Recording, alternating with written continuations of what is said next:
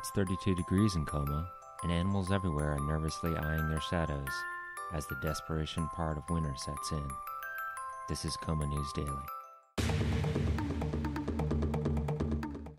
The official worldwide internet news source portal for the town of Coma. As always, we're brought to you by our friends at Liquid Ham. Liquid ham tastes great. I'm Dr. Jimmy, Coma physician and stand-in newsreader. And I'm Shane Darvish, also known as the founder of the Coma Players. I've brought you Coma productions of cats and gladiatorial games in the local skate rink. As Coma's leading physician, I'm here to provide what clinical support I can as Coma News Daily mourns the loss of our esteemed editor, Don Johnson-Michaels. Why are you here, Shane? Well, hopefully I can bring a little dramatic flair to the boring old news and help brighten our listeners' day on this sad occasion. And I'd love to learn about our late editor. Then check out our lead story. Don Johnson-Michaels, longtime editor for Coma News Daily, has gone missing and is presumed dead, according to those who know him and local authorities. Michaels, 54, a local reporting legend, was last seen 2 weeks ago, laughing hysterically as he rode off on one of the thoroughbred horses owned by his employer, Davis Montgomery III, publisher of Coma News Daily. Coma Sheriff Paul T. Frostnip said that Michaels was likely dead, but that foul play was not suspected. A fixture of Coma public life for decades, Michaels touched many residents in a variety of places. He will be forever remembered for his brooding and depressive manner, except at the end, where he apparently went out with a laugh, Montgomery said. Michaels left no family behind. His friends plan a private memorial service next week at Bear's Biker Bar. They ask that in lieu of flowers, grieving members of the public send cash donations to the Coma News Daily Reporter Food Fund. I wonder what the horse's name was. I'm not sure that's germane to the main thrust of the story. I guess it's just sometimes I hear about something happening to an animal and I'm like, how'd that animal feel about that? In that case, you should enjoy the plethora of animal perspective in our next story. I will enjoy it, mainly because the story's about me, read by me. Preparation for Coma's first all-animal rendition of the famous ancient Greek comedy Lysistrata halted Monday when one of the players assaulted his director.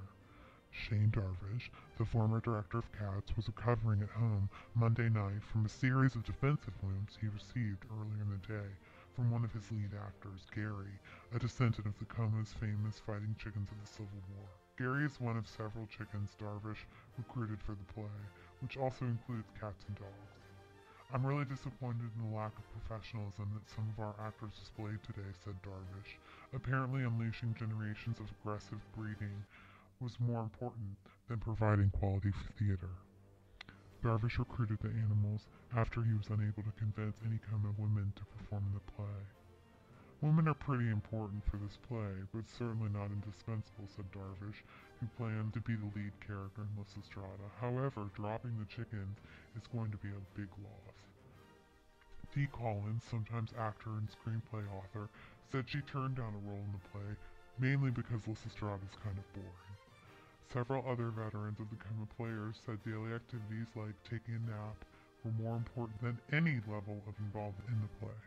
Herb McGinnis, a former Coma News Daily reporter and local theater critic, chalked the tragedy up as one of a series likely to befall the production. The impending play was, quote, never great to begin with, and of course the skill of our actors generally render anything unwatchable. Among numerous additional challenges the play continues to grapple with was several of the characters portrayed by dogs have gone into heat, which resulted in behavior inconsistent with the play's central theme. Animals are, at the end of the day, painfully stupid, Darvish said, but it's still a cakewalk compared to working with human actors. That sounded like a bit of a feathery kerfluffle. No, it was actually a hot mess. Right. So, moving on from animals of the barnyard variety, we have some exciting news for the owners of pets in our town. In medical news, the first successful use of talk surgery was recently reported in Coma. The controversial phone-based eye surgery to provide X-ray vision to pets was a resounding success for Freckles, the Chinese crested dog owned by Stan Bargemeier, a Coma resident and widower.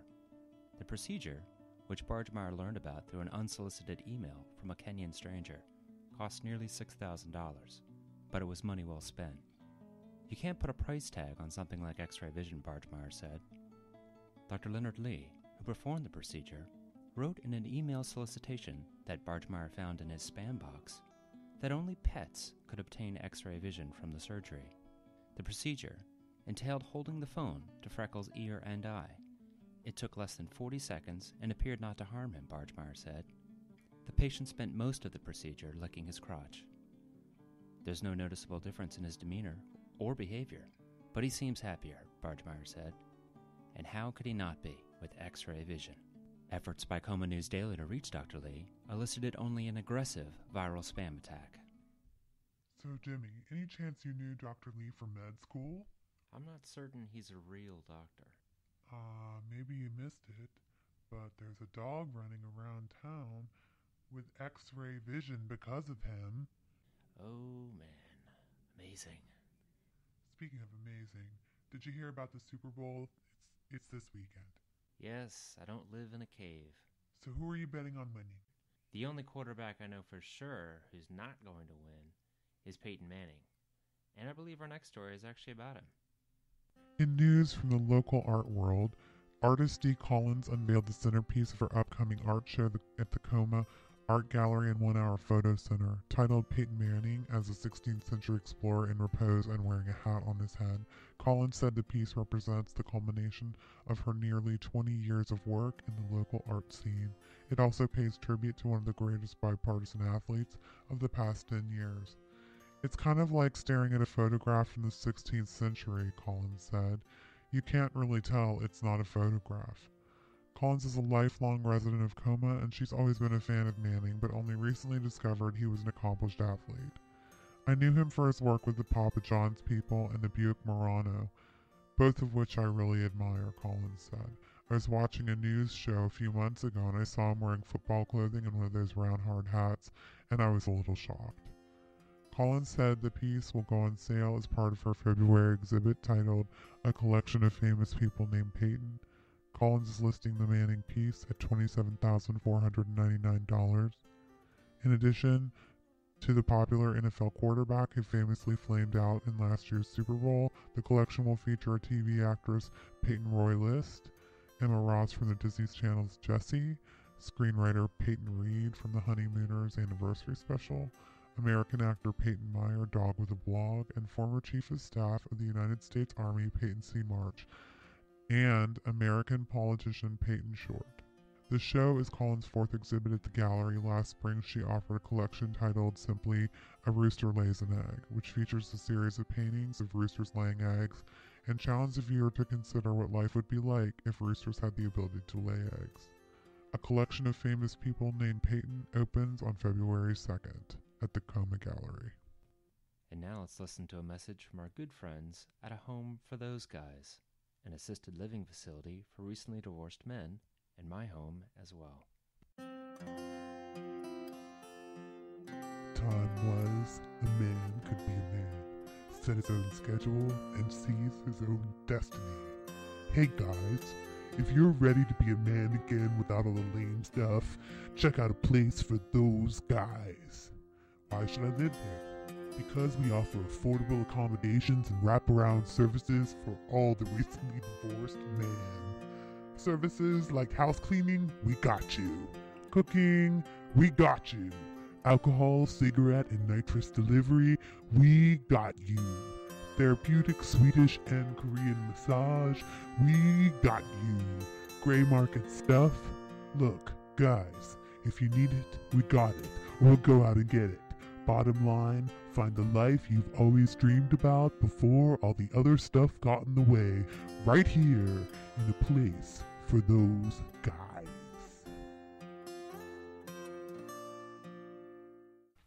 I love that commercial.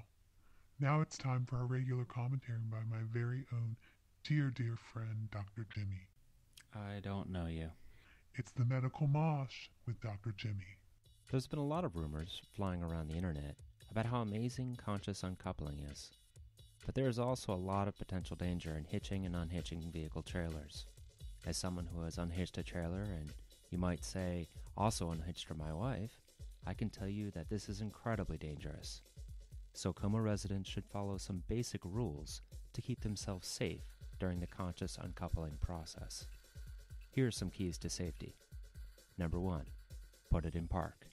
If it's not in park when you start uncoupling, someone could lose a toe or possibly a life. Number 2, drop the load. Unpack whatever you're towing before you uncouple. Number 3, move your rear. If you're watching the process, then stay out of the way to keep yourself safe. Number 4, watch the lock block. Ensure your male connector is unlocked and unblocked so that it can jerk cleanly free from the female receiver. Those are the best ways to keep you and your trailer hitch safe during the uncoupling process. So stay safe and happy hitching and unhitching, folks. Good job. I really enjoyed that, although I'm not sure what trailer hitches have to do with divorce. Obviously, both can result in you being crushed to death. Ooh, death is so scary. I'm just glad we can count on people like the lovely publisher Davis Montgomery III to deal with it. Queries and Quizzlings is an advice dispensary offered as a public service of Coma News Daily publisher Davis Montgomery III. Dear Query Guy, I don't want to die. I know that no one wants to die, but I am really afraid of getting old and dying. How do I stop myself from dying? I eat right, exercise, and am considering gene therapy. I just need a solution to keep myself from growing old, which will eventually lead to dying. Sincerely, Fear and Dying. Dear Fad, for eons mankind has floundered on the beach of immortality, which has led to a spate of tiresome vampire books, premium cable shows, and the entire vitamin industry. Many approaches are available to address the fear of dying and or non-immortality. Cryogenics is logical, but is generally unaffordable for your average plebeian. Additionally, you could reawaken to find your defrosted head attached to any manner of future robotic insectoids. Alternately, living each day as it unfurls and not succumbing to trepidation that results in missed meaningful moments with friends, family, and endless indulgences may be advisable when becoming a vampire is unavailable. Or you could just hit it with a hammer. As my delicate flower of a spouse has oft advised occupants of our many investment properties when they complain about the crumbling infrastructure of their domiciles, hit that problem with a hammer. A hammer can fix or break anything. It can tear things apart or put them back together. But it is only as good as the vigorousness with which you apply it to the problem. Hit your dreary dread of death with a hammer, my dear Fad, and enjoy the many luxuries and beauties of this life.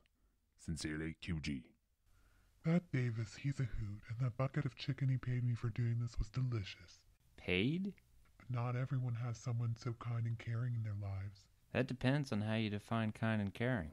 This week's selection from our classified ads is someone else who really seems like he cares. You mean Maribel Davis's dad? Yes. His classified ad really touched me. Why don't you show our listeners what I mean? Wanted. Boyfriend, husband, employer. Have you ever wanted a live-in wife, girlfriend, or employee, but found the whole enterprise cost prohibitive? Well, fellas, have I got a deal for you. My daughter is 5'3", 105 pounds, and I am told of average attractiveness. I am offering on a sliding scale payments for any of the following scenarios. Number 1, you hire my daughter for work. My daughter has no practical skills, but is theoretically capable of learning some. Number 2, you date my daughter. This option only works if you are a self-motivated individual who can take care of her and get her to move out of my house. Again, she has no practical skills. Number 3, you date and marry my daughter. She comes with a family-owned beach house, no cooking skills, but the ability to organize household cleaning supplies. If interested, contact comanews@gmail.com.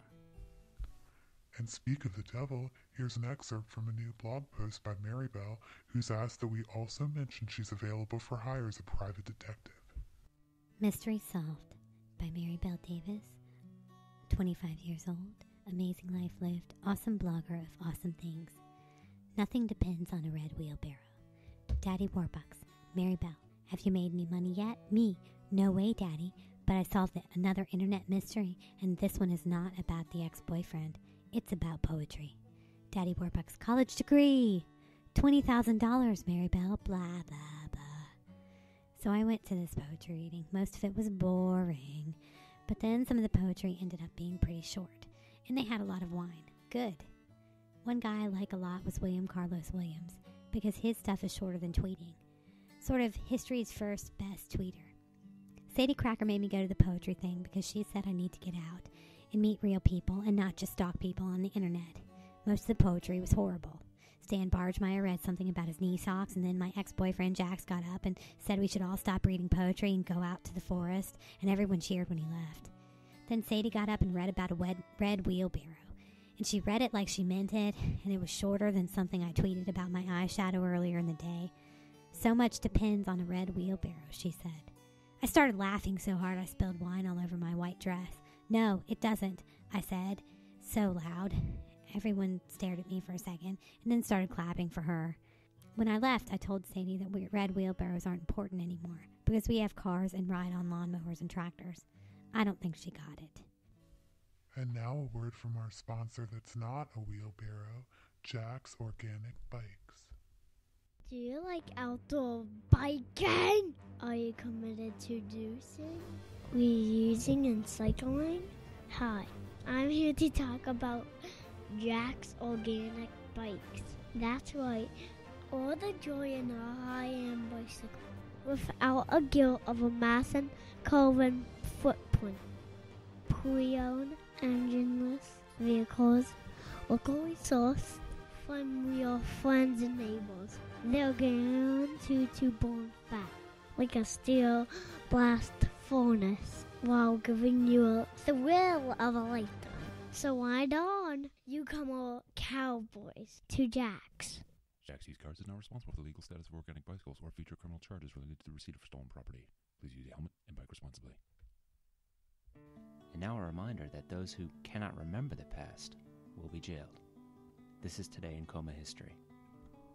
Overlooked by most historians, the Union Army developed and implemented a highly controversial, top-secret program to train chickens to serve in the Union Army during the Civil War. The program, which was launched on this day in 1862, was headquartered in Coma, near where the Coma Unified School is currently located. Although the program had some early success, particularly at the Battle of Second Manassas, where several chickens were awarded commendations for valor, the Fighting Chicken Brigade ultimately failed. It was in his last letter home that Captain Eugene Franks of the 29th Coma Brigade summed up the challenges of training and fighting with chickens. I have not sufficient paper to express the great fear that I have for our dubious endeavor to arm the wild game, now sleeping in coops not 10 paces from my tent. After weeks of training and drilling, the unit is still without discipline, or the steel one would expect from a professional soldier. I have begun to grow fearful for my own safety as a number of the feathered creatures have started muttering together in the dark watches of the night. The way they set their eyes on me is unsettling, to say the least. I was even the object of an impromptu attack during the week of last, when one of them took to pecking at the heel of my boot. I should hope to write you again soon. If anything should happen to me in the meanwhile, please know that my love for you is continuous. My heart aches to be near you again one day soon. Also know that my untimely demise was likely the result of a traitorous and malodorous fowl. The program was dissolved in the fall of 1862. A small, life-size bronze chicken sculpture was later erected in the town, but was run over and crushed by a farm truck in 1967. As delicious as they are, it's really hard to trust an animal that's so adverse to following instructions. That's all for Coma News this week.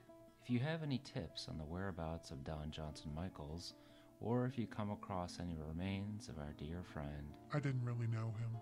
then please write us at comanews@gmail.com. We're also really into conspiracy theories, so please send those along as well. Thanks for listening, and as always, be good, beware, and be newsworthy, Coma.